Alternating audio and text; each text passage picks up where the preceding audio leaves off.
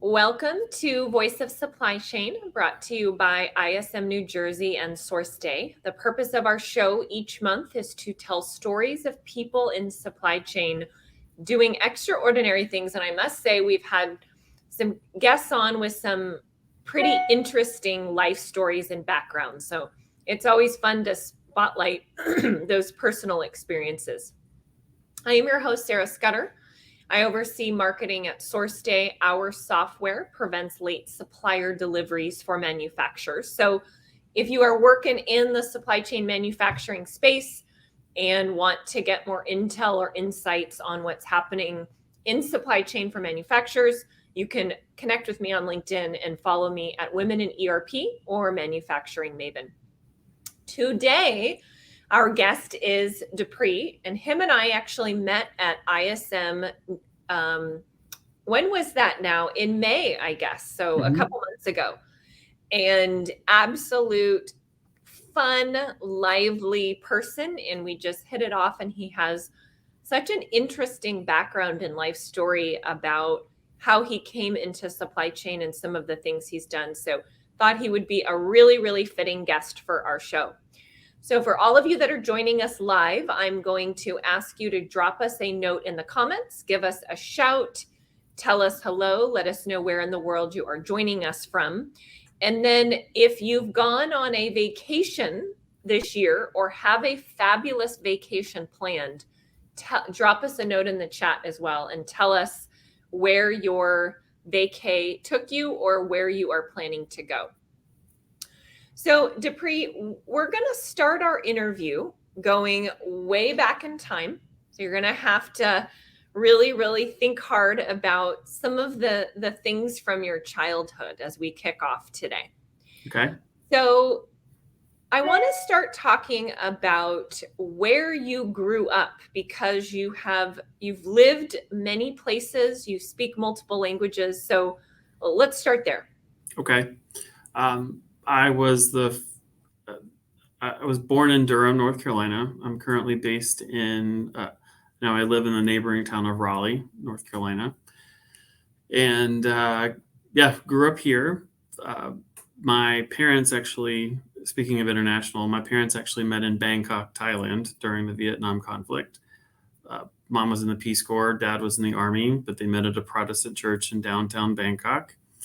And when they came back to the U.S. and then I came into the world, somehow everyone knew that Miss Jones was fluent in Thai, and so I heard Thai first, and then and with some English mixed in. And as a white kid in the South, this is not normal. But that's how I started my childhood. Then in elementary school, I lived in elementary school. I had a chance to go with my dad. My family went up to Ottawa. He worked for Northern Telecom, and so we had a chance to live in Ottawa for a few months. And Mom made me learn the Canadian national anthem in French, of all things. Well, there's English too, why not? But had a great time with that. Ended up learning Mandarin Chinese and French in elementary school at a public school here. Figured with a name like Dupre, I needed to learn at least some French. But stayed here until I was 15, then went off to the Lawrenceville School in New Jersey and spent the rest of my high school there, and switched to German. My mom's side of the family's German descent, and I wanted to learn a little bit more, and I had the best German teacher I could have, and I got to go to Germany with him in my 12th grade year and was hooked. The people, the language, the food, the beer, all good things. And that's kind of what propelled me into being a Germanophile, so to speak. So you mentioned beer. If you had one beer you had to drink for the rest of your life, what would that be? Germany spoiled me. I was just going to say that. But there is a brewery in Munich called Paulaner. It's one of the 4 major breweries, and they have a Hefeweizen that is wonderful. So I'll go with the Paulaner Hefeweizen. We'll have to see if anyone, we have quite a lively audience today, some people joining us from all over, which is I can awesome to see see. that. We'll have to see if we have any other German beer fans with us today. If so, tell us in the chat, what is your favorite German beer, Dupre, and we'll see if anyone aligns with your favorite beer. So, Dupre, what I think is so interesting about your childhood, well, lots of things, but you were studying and living in Germany back and forth between the US since 12th grade. So, what was that like? Like I said, I just got hooked on it first, and then I looked at for colleges. I looked at curriculum or schools that allowed me to use my German language, and ended up at the George Washington University's Elliott School of International Affairs, and got involved. Thought I was going to go into the Foreign Service. Worked on Capitol Hill for a senator, and then on the Senate Foreign Relations Committee during that time. Chester's we have to give Chester a shout out. His favorite kind of beer is having one with Dupre.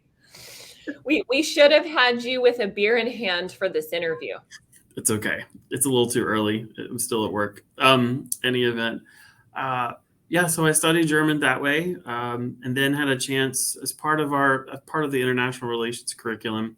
It's kind of expected that you do something with it while you're in school, and I had a chance to spend my junior year abroad in Germany on the German-Swiss border town of Konstanz. And it was a beautiful vacation. It was like a resort-like town in the middle of the Alps on the Lake Constance, and it was great. And I met some great people, and figured, you know what, I want to come back. I want to find a way to come back. So then I finished up my degree at George Washington and found an opportunity to go back, and I got to work in the German Parliament, the Bundestag, to keep my political aspirations intact. Yeah, and we'll get to that, but you definitely have some government ties throughout your career, which I think is also really unique. We've got another favorite German beer shout out here. Yep, Sean, I agree. The Pils is good stuff. So, Dupre, weirdest thing that you did as a childhood? I love asking this question. One of the weirdest things I guess I probably shouldn't have done is I like to kind of veer off on my own and explore things. And we were on a cruise ship, and it had a stopover with Carnival. They had a stopover in this little resort area that they created off of Labadie, and went off on my own. Family didn't know where I was, and I finally made it onto the last tender to get back on the cruise ship. Otherwise, I'd been stuck in this random spot in Haiti. Not good. So I'll say that. You made it out alive. We'll leave it at that. What about favorite childhood memory? When I was a kid, I got a chance to be on stage and perform with Mr. Bob from Sesame Street. He came here, and portions of the North Carolina Symphony were here, and somehow I got picked in there, and got to sing a song, sing it loud, all that fun stuff with Mr. Bob from Sesame Street, Bob McGrath. Well, favorite character from Sesame Street? I was a huge Sesame Street fan, and they have really fun Twitter handles, all the characters, so I love reading their tweets. It can't just be one. It was two. The two aliens, it would say near and far and near and far. I think those were my favorite. What in your childhood shaped you to be the person you are today? If you could call out a specific memory or specific example. I would have to say growing up around a very multilingual, multicultural family with people from all over the world that came to the North Carolina area from all over. Our area has now become very very diverse in terms of ethnicities, languages, cuisines that are offered. I think that shaped me a lot. It gave me that international bug, so to speak. Mhm. What about the most influential person in your childhood and why? Um, I would definitely say like teachers, like the teachers I had. There was my German teacher, like I said before. I also had a chemistry teacher in high school. Hey, Chris, I just saw her on there. Sorry. Some local folks. Yeah, I think my like a chemistry teacher who showed that she believed in me, wanted to, stood up for me when I was and offered the time to help me through to understand some concepts in high school. So, as a child of a teacher, my dad was an English teacher for over 30 years. I can definitely relate. I also a very underpaid profession. Teachers are miracle workers and do so much. Yeah. What is one childhood tradition that you've decided to continue on today as an adult? Um, I still like cartoons.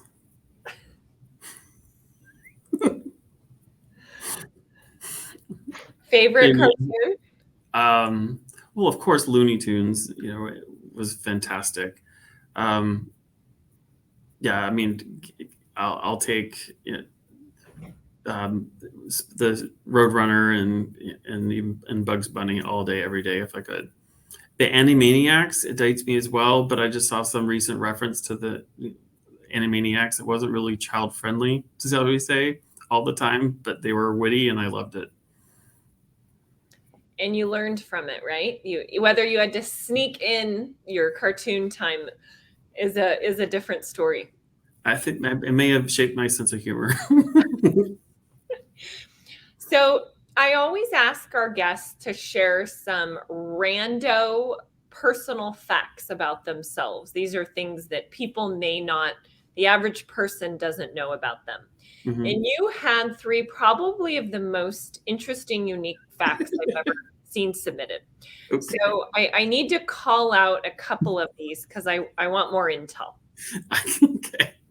So the first thing that you shared was that you tobogganed, you used a toboggan to slide down from the Great Wall in China. Must know this story.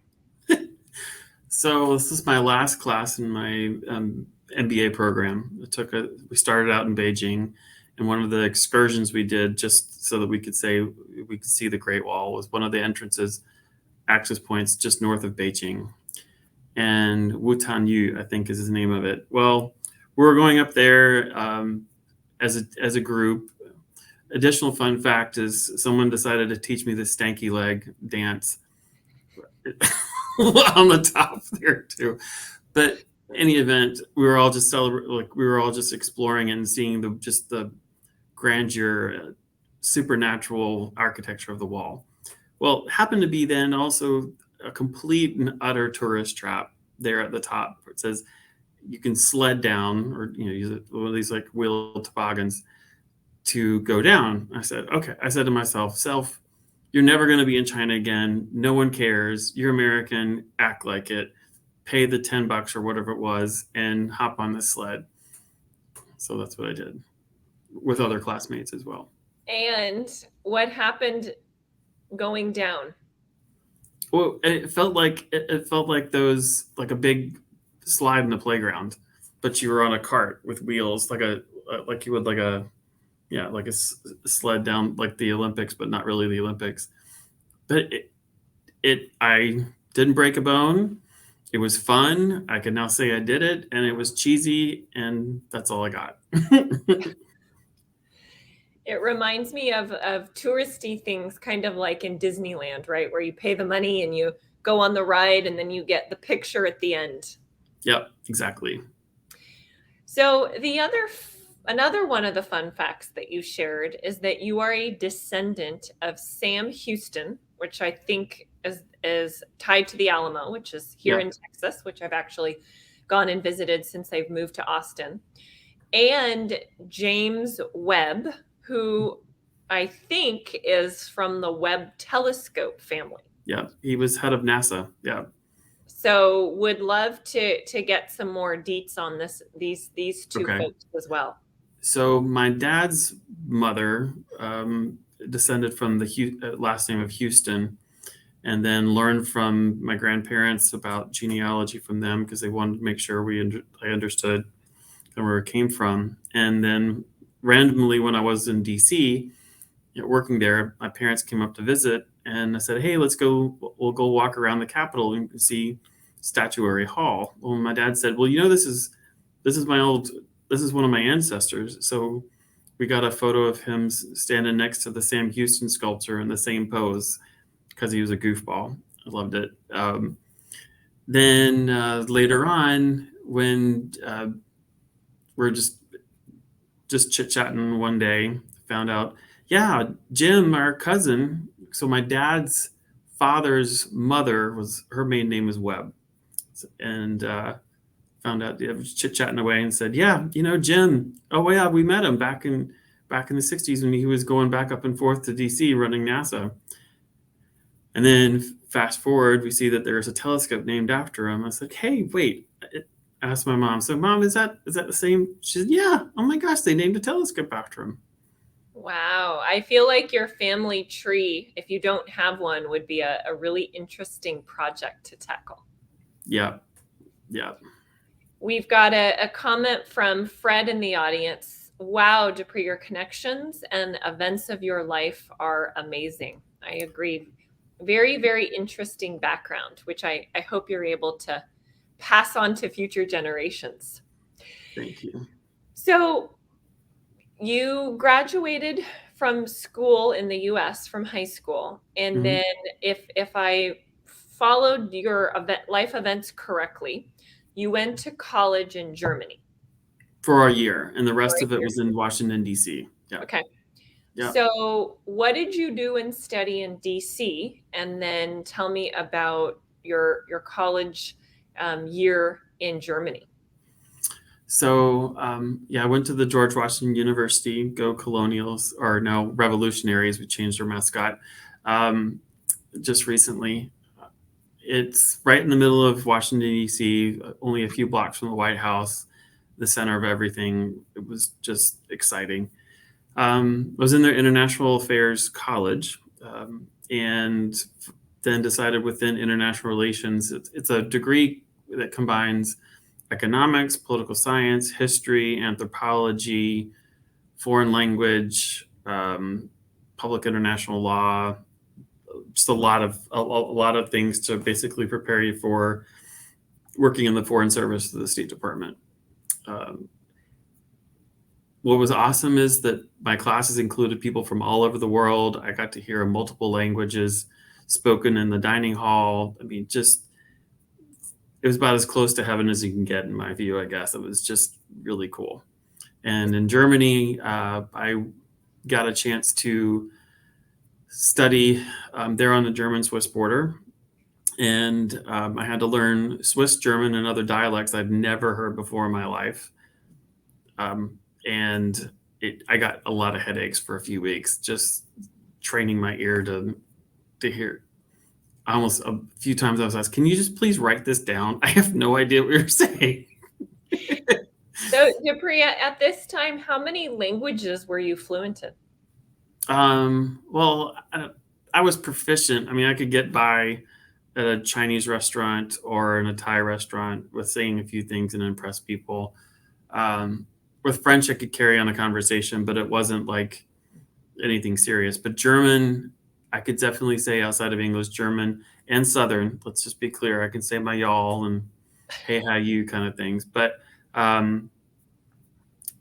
yeah, German. I've pretty people ask me where in Germany I grew up, and I'm flattered every time. Yeah, and it means you're a legit German speaker, right? Yeah. So another fact that you had shared is that you were a Division I springboard diver in college. I don't even know what this is. I went to a very small school in Sonoma County. We didn't even have diving. Well, I mean, diving is on the board as opposed to the big platforms, and our pool was too small to have those really high platforms. But I was a diver. I was a diver in high school, and they needed someone on GW's team to walk on. They needed another diver, and I said, "Well, I can do this and this," and got like first place with whatever competitions in high school. And they said, "All right, you're on the team." And George Washington University's Division I, and so I was part of the team. It was pretty cool. What was training like being a diver? Was it primarily swimming in the pool? I don't even know how you train to be a diver. It takes a lot of leg strength. So we ended up doing, a lot of jumping, climbing upstairs, skipping stairs, and some running a little bit.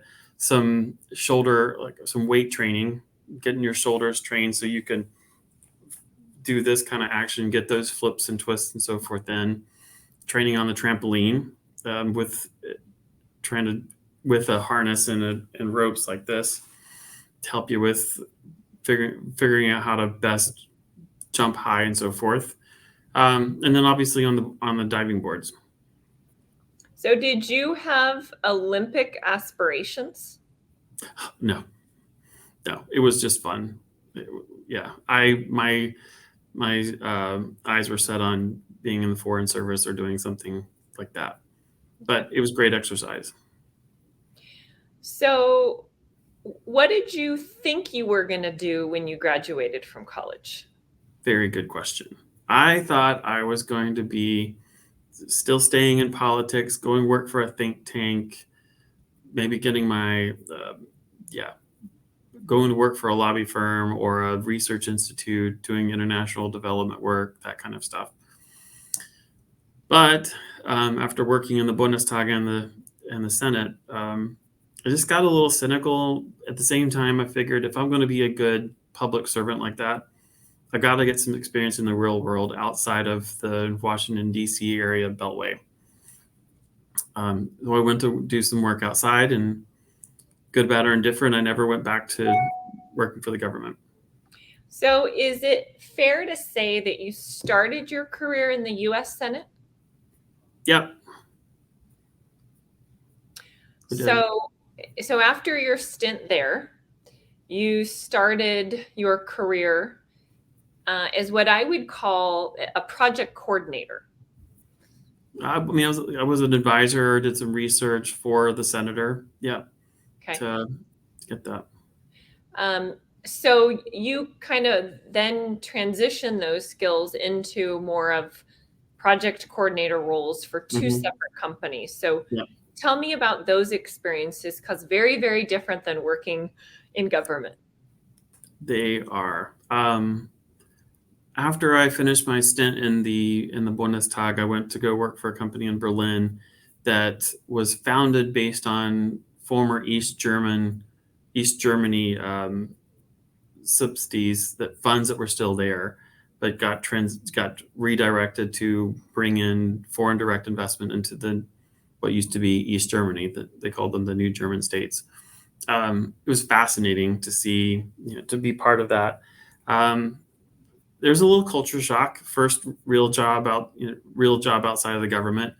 So I stayed there for a short while and felt like, okay, I don't think I'm really ready yet to jump head on into this as a whippersnapper 20 something. So came back to the US, and it was during the .com stuff, right? So I connected somehow with this company that wanted to revolutionize logistics and shipping by bringing back blimps, like Zeppelins, not filled with hydrogen, but with helium. So we didn't have a Hindenburg kind of situation. And they were going to be transporting big, bulky freight that can't go in an ocean container in the bottom of the airship. And so I got to learn. My eyes were completely open to international logistics, and it was fun. It was a lot of fun. I got to ride in hot air balloons. For brand awareness, we had our own special shaped hot air balloon and got to go to the Albuquerque festival twice. If you haven't done it, totally recommend it, you guys. Yeah, from there, I wanted to get more involved into organizing, making things were organized and routine and so forth, and got an opportunity to be part of IBM's PC division. Also using my language skills, actually, with all the software that gets preloaded into a ThinkPad. I worked with our development teams to make sure every language matched the machine that you ordered, and there were so many moving parts trying to keep them organized. And if we had to change some software because it was causing problems, I was trying to make sure to keep all that stuff straight, making sure, hey, you agreed to this change. You told us this change. Don't put in the old stuff, please. And so it was neat. And I went down this project management train. However, through the PMI training for their certification, I discovered a part of the PM body of knowledge that included project procurement. And in many ways, it changed the way I wanted to direct my career. I was able to look at creating equitable, fair, risk-appropriate relationships between two parties, a buyer and a seller. Understanding the risk and reward for different types of contract types and pricing and how it would impact a project and its success or failure. And I was able to land a job with a research institute here in North Carolina that just won an agreement with the U.S. government to teach democracy to Iraq. After Saddam Hussein fell, they didn't know what kind of government. These folks were only following what Saddam Hussein said. Turn the lights on, turn the sewer on, turn it off. So they didn't know what democracy was, it seemed like. And so we deployed 17 subcontractor teams to Iraq to teach democracy. And because I'd worked on the Senate Appropriations Committee, I knew how government worked. Because I had project management experience, I knew what that was.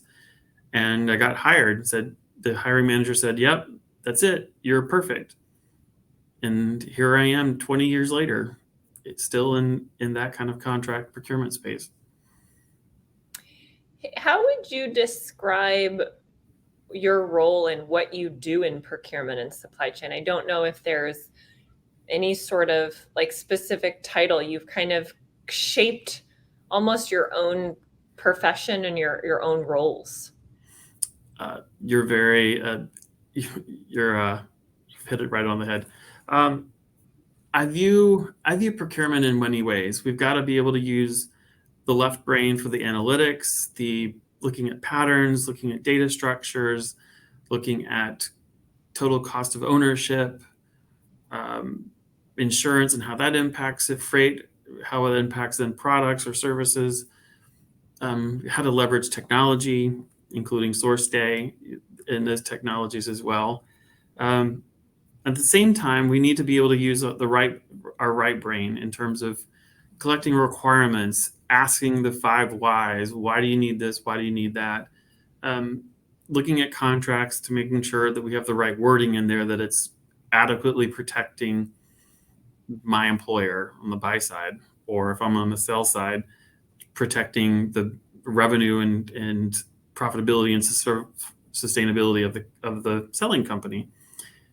So I see it that way, but I also see it as far as being a subject matter expert or an advisor to my stakeholders to help them see, yes, you've done it this way, but do you understand that there's other ways to do this that can reduce cycle time, that can simplify who you work with so you don't have 10 companies to pick from, that has better pricing, that has easier ways of doing business, that actually has technology to see things.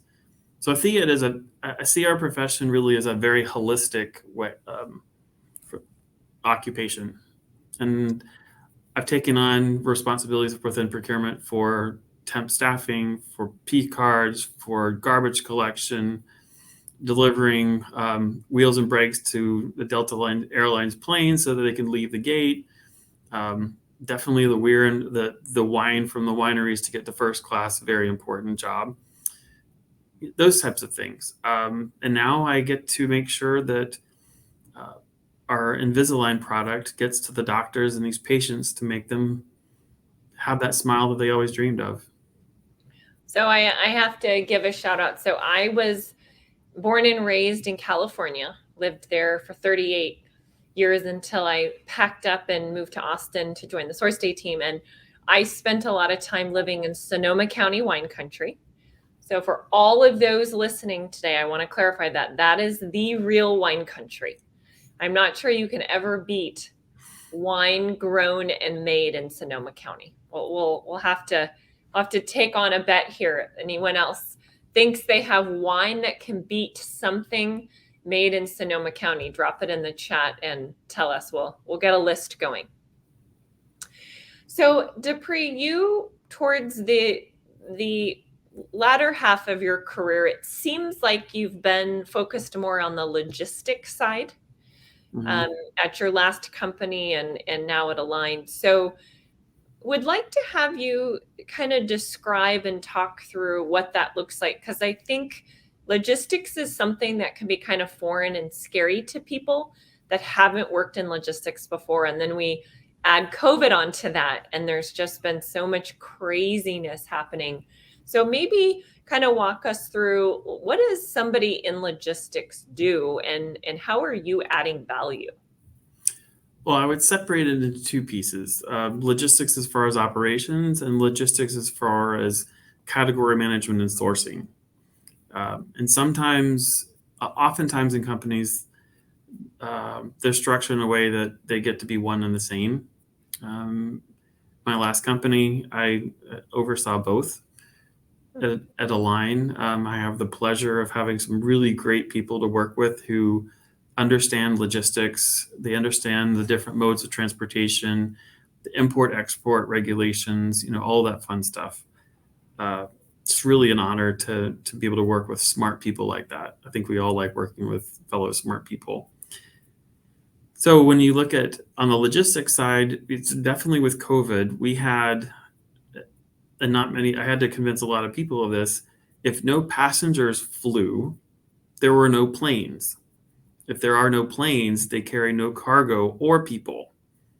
So during some of the worst parts of the pandemic, 30% of every aircraft that could have flown to ship people or cargo was not flying. So only 3 out of 10 planes were flying. On the other hand, every boat, good, like old, new, that could carry a container was carrying a container. There was more freight that still needed to be delivered than that could be, because there was no air cargo to go around. In that, from a procurement perspective, we make sure to look at cost, risk, legal, insurance, all that fun spend. Well, container rates went up 400% because of supply and demand. And air freight was even more than that, 6, 7, 8x. And so there was from a procurement perspective, it was a hard sell to executives and finance and shareholders and everything that freight costs are a real thing. Spending $50 at Amazon and getting free shipping, that's not even close to the reality. And so having to it forced us to be very creative, and not only in production planning ahead of time, especially for manufacturers, but then making sure that the production lines didn't go down, because that was costly, or it would be costly. But then we could also contain our costs so that we ourselves didn't go under while supporting the success of our customers. And so it took a lot of analytics, turned a lot of scenario building, took a lot of really dissecting some of the different costs. Fuel prices were out through the roof. A big component of freight is fuel, be it in the oceans, on the ocean side with bunker, to diesel, to gas, to jet kerosene. Then not having enough trucks, not having, and the containers being stuck at the ports. U.S. has, I mean, there's, the list goes on and on of things we have to consider. And so within logistics, you have to, in many ways, you have to be about an inch deep and a mile wide, and to look at things from that mile wide view. And again, from the cost and non-cost related aspects of it. Now on the logistics procurement side, sometimes we just had no control. We had to rely on the spot market to see what we could find, because there just wasn't any, the leverage wasn't there. The buying power was really in the sales side versus the buyers. Now, thankfully, with some slowing down of those volumes, we're able to get more stability. But it takes a lot of looking around and research all in parallel to understand what the opportunities are. So what skills would you say are needed for somebody to excel or be a high producer in logistics today? Because it seems like it's very, very complex. It's complex, but you've got to be able to look at something from multiple perspectives. You've got to be able to have patience and resilience, and not freak out and try not to freak out. Which I feel like is anyone working in supply chain. You have basically, to stay calm and collect. Yeah. But also have some humility about you. That we all make mistakes, we're all collaborating, and to making sure we all come together in one common higher purpose. Mm-hmm. What would you say are a couple, or maybe there's just one, innovations or things happening in logistics that you're really excited about? Because I'm on the technology side, and I feel like in the last few years, there's been some pretty exciting technology enhancements in supply chain. I'm not as involved in the logistics side, so would be curious to get your feedback on, anything that's kind of groundbreaking happening in the industry. There's definitely a lot more focus on technology and logistics. Data analytics, freight procurement is not, we're not buying office supplies. The cost structure is complicated. So data analytics, machine learning, business rules for scenario building on a route, be it from different things. Sustainability is rearing its ugly head, not its ugly head, but it's forefront now, thanks to the EU Green Deal, other countries like Australia, Singapore, many countries with UK, and even many countries in the African continent are putting requirements into reduce single-use plastics. Now, with the evolution and research into sustainable air fuel, they're changing the commercial airlines and freight forwarders and actual air cargo companies are changing the way that they do business. They know that carbon emissions are coming from their assets, from their trucks and planes. Mm-hmm. Yeah, it's interesting. Sustainability is obviously a very big topic, but I haven't necessarily equated sustainability with freight and logistics maybe as much as I should, but it sounds like there's a lot happening in that space. Yeah, you can, through changing from air freight to ground, even or ocean, there's so much more carbon emission savings you can do. Just simple mode switch. There's also, just planning and shipping in bulk, being able to plan things out so that there are fewer flights or fewer trucks going.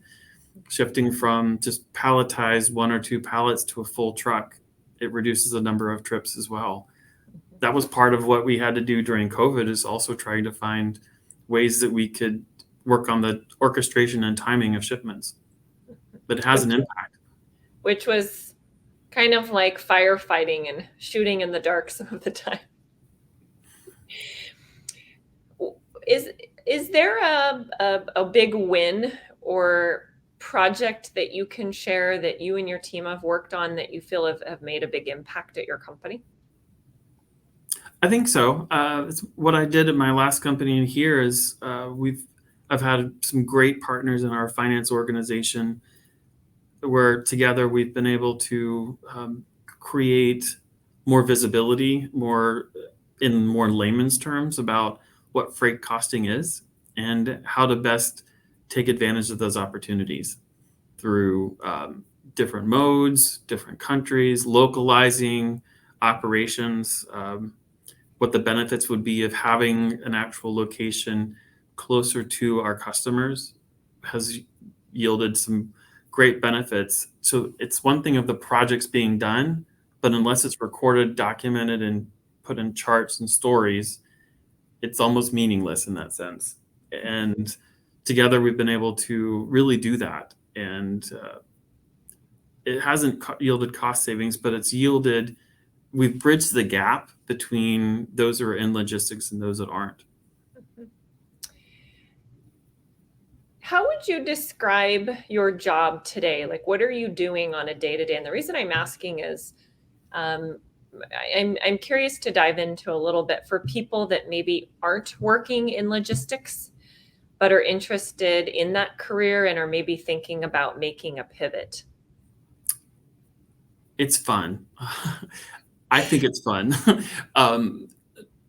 But I'm biased, I guess, because I work in it day in and day out. It's become now front and center along with procurement, and it hadn't been before. And a lot more, I mean, it's a risk and reward, right? You get to be in the front and center, but then guess what? You are front and center. You have a lot more eyeballs at you. And logistics procurement, there are just not as many of us in the procurement profession who go into logistics, IT, marketing, corporate services, facilities, capital equipment, that kind of stuff. There are a lot. Now, in just logistics procurement, it's a hard nut to crack because you have to then prove your value. Oh, you're just procurement. You're just going to be a paper pusher. Well, no, you got to earn that seat at the table, and sometimes it's hard. But when you do, it feels pretty cool, I have to admit. Other things in logistics is if you enjoy learning about the world, then that's what logistics is. It's moving stuff from one place to another. Yeah, it's a good, simple explanation, because I think sometimes logistics can be a little scary and overwhelming because there's so many parts and so many different facets to it. So if we have any questions from the audience as well, feel free to drop them in the chat. If there's anything in particular you'd like Dupre to cover as it relates to what it means to work in logistics, experiences that he's had, or some of his thoughts or predictions on what's next. I want to move more into now kind of career advice, reflection part of the interview. So, best boss you've had and why? One of my definitely the first best boss I had was the one that said I had the right skill sets and I should go into procurement. He was awesome. If he's listening, we thank you. And then I think one of my next favorite bosses was at Delta Airlines. She had a CPA plus the ISM's CPSM credential. If you haven't looked at it, ISM's a great place to get that credential. It's a hard set of exams, but it's worth it. And she believed in me. She said, hey, she asked me, so what am I looking at? Why should I look at it? Multiple times. And it taught me to make sure I'm coming into a management presentation with a story, a compelling story for taking action. She has a sense of humor, but she can be funny, but she can be serious too. And her she had a genuine heart that was to help bring up the best in her people, but also make sure that Delta was successful. Worst boss and why? And we don't need to call out names here, but what was the disaster boss that you've had in your career? I guess some of the bosses that tend to think about just themselves. They tend to think about everyone needs to make sure that I succeed. I don't really care about I don't care less about the company. I care less about the organization. I just care about me. Versus being a leader. I've seen that in folks that are at a higher rank than I am, and I feel sorry for them because I think they're missing out on so many more opportunities to discover what collaboration can deliver versus looking out for number one. Let's say that. Yeah, I would just maybe put it that way, or if you can't say it, if you can't give me feedback directly and you blind copy me on some stuff, I'm being badmouthed. It feels like self-serving and not a leader. Not what I've otherwise seen as a leader. Mm-hmm. Career high. I've had a few. I think in one career high was in my last role, leading procurement for a heavy manufacturing company that also produced then some pretty cool technology that was revolutionizing retail.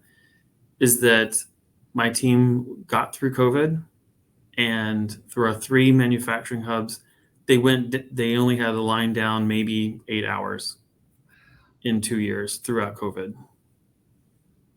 And we were able to use mode shifting to generate cost savings also through COVID. That even outside of COVID is impressive alone. So the fact that was during COVID and production was only shut down for 8 hours total is quite remarkable. Career low, where you just said, oh, I've hit the bottom. I think it was in just a hostile work environment where I was told, sometimes also during COVID, I just had 1 or 2 moments where I said, look, I got to pay our suppliers, and I need to be able to add more money to their funding. And I was told I don't take threats, know your place, stay in your lane, that kind of thing. Again, the self-serving versus not, that was pretty low. How would you describe your leadership style? I've been told that my leadership style is getting people out of their comfort zone just enough where it's scary, but I've got a safety line for them. I put them out of their comfort zone just enough, but making sure that they don't collapse, but they're growing at the same time. I also believe in sense of humor and having a sense of humanity about it, and praising as much as I can. And then on the other side, do the other firm conversations in private and not in writing, if I can help it. How did you start gaining leadership experience? I know it's something that can be a challenge, especially someone like me who I've worked in startups, small teams, small environments. It's not always easy to be able to move up quickly where you have the opportunity to manage teams of people. I did it outside of work, actually. I did it through volunteer work.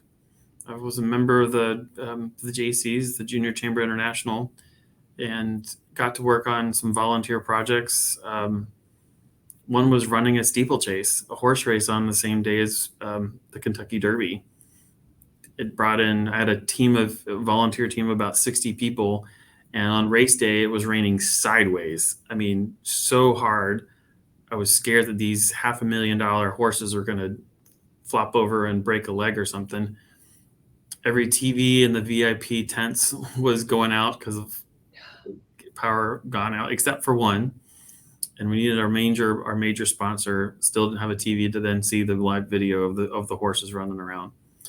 And the owners of the land with whom we did this event lent their TV so that at least that sponsor could see the race.